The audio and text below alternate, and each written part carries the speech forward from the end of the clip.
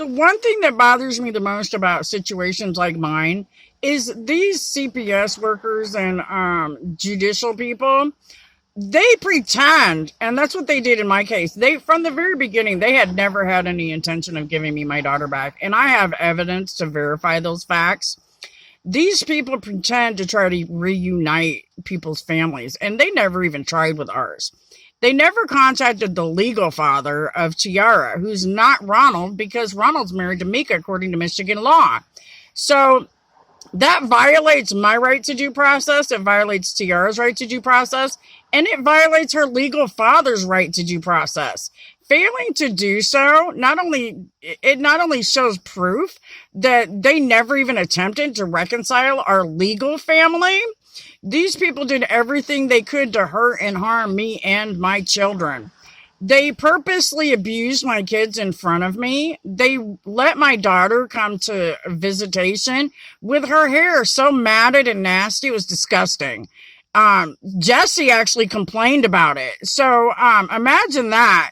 For me to have to tell on Jesse about her and her 8 kids that she acquired illegally, just imagine what a mess this whole situation is. I don't know if she told because she knew that this case was going to go forth further, or if she just wanted to be nasty to me and rub it in my face about what all these guys were really up to as CPS workers.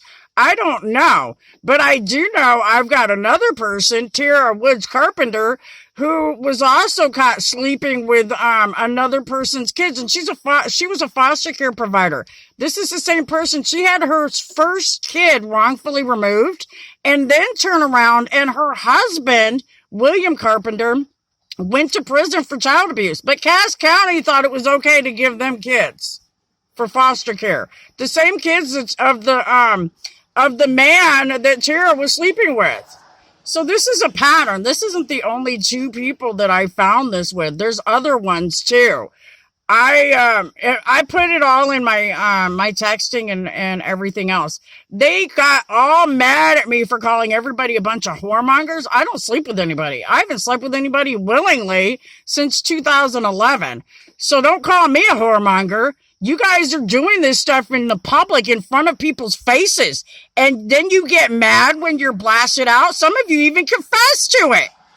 And then you're mad. This is what's wrong with our Michigan Department of Health and Human Services system.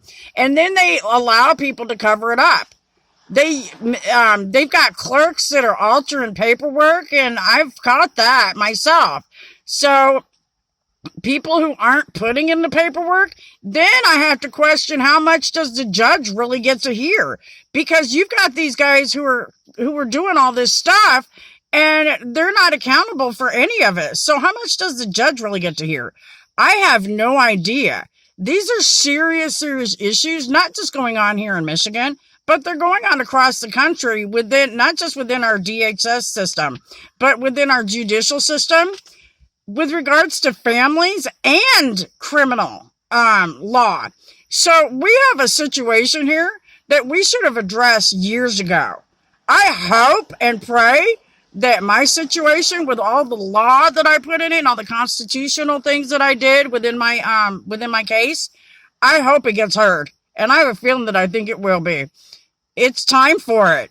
With God's love. These people are sick. They need mental health care. The one thing I told my therapist was that when all this was over with, I wasn't the one who was going to need therapy. And I'm right. With God's love. God bless America, and have a blessed day.